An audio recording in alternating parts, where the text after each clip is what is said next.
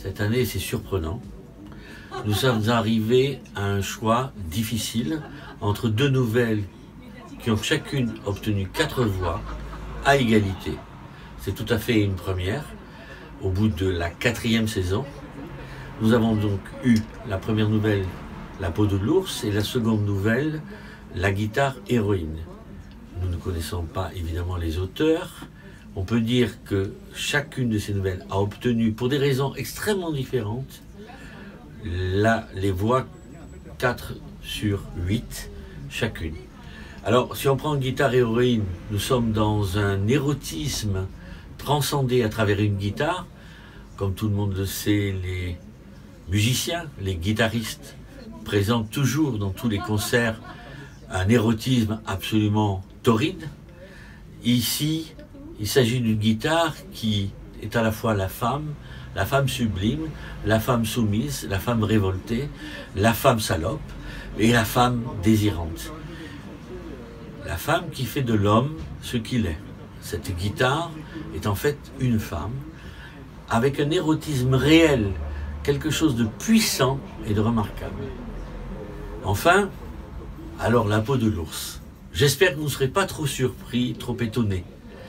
Là, nous sommes dans cette capacité d'enfant que nous avons à imaginer à travers les contes de notre enfance un transport de ces contes dans une dimension nouvelle. celle en effet d'un érotisme complètement imaginaire, complètement avec l'esprit de la constructivité et l'esprit de l'imagination, et tout le temps, évidemment, sans jamais se retrouver dans quelque chose qui est explicatif, logique. Donc se laisser emporter, se laisser troubler. Voilà, cette nouvelle nous a touchés pour cette raison-là, c'est-à-dire qu'elle est, justement, l'érotique est un transport d'un état à un autre, d'un état traditionnel, ordinaire, à un état second, voire troisième. Et donc la peau de l'ours, c'est vraiment, vraiment un état de nouvelle érotique transcendé. Troisième, quatrième degré, comme vous voudrez.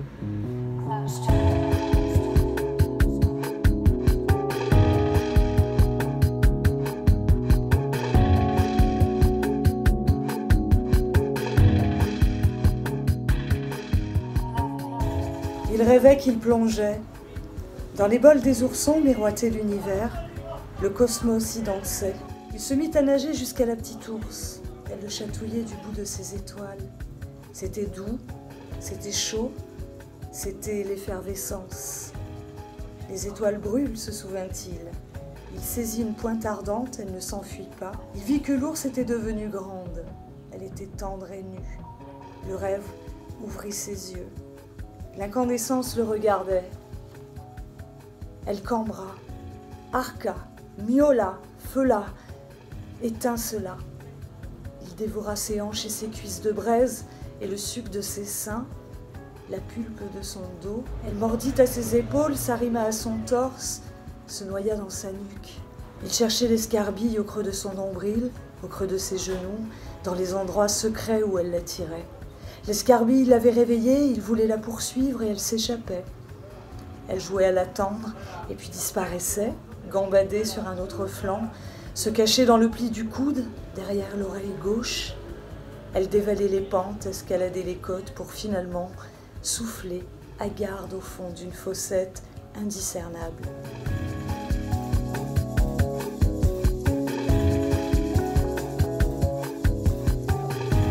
Et voilà, tu étais là, raide et moite, bavant devant les Gibson et les Martin, secouant tes poches peu garnies, hésitant sur le pas de la porte. Entre, petit, ne fais pas l'idiot, j'ai quelque chose qui peut te convenir. Et voilà, sans transition, il m'a collé entre tes pattes. Et de molle acoustique, je suis devenue électrique. Tu as tout de suite trouvé le chemin de mes harmoniques. Tu m'as frotté les frettes jusqu'à me faire bander les cordes. Tu m'as transformée en gratteuse hurlante et brûlante, la rosace dilatée comme jamais.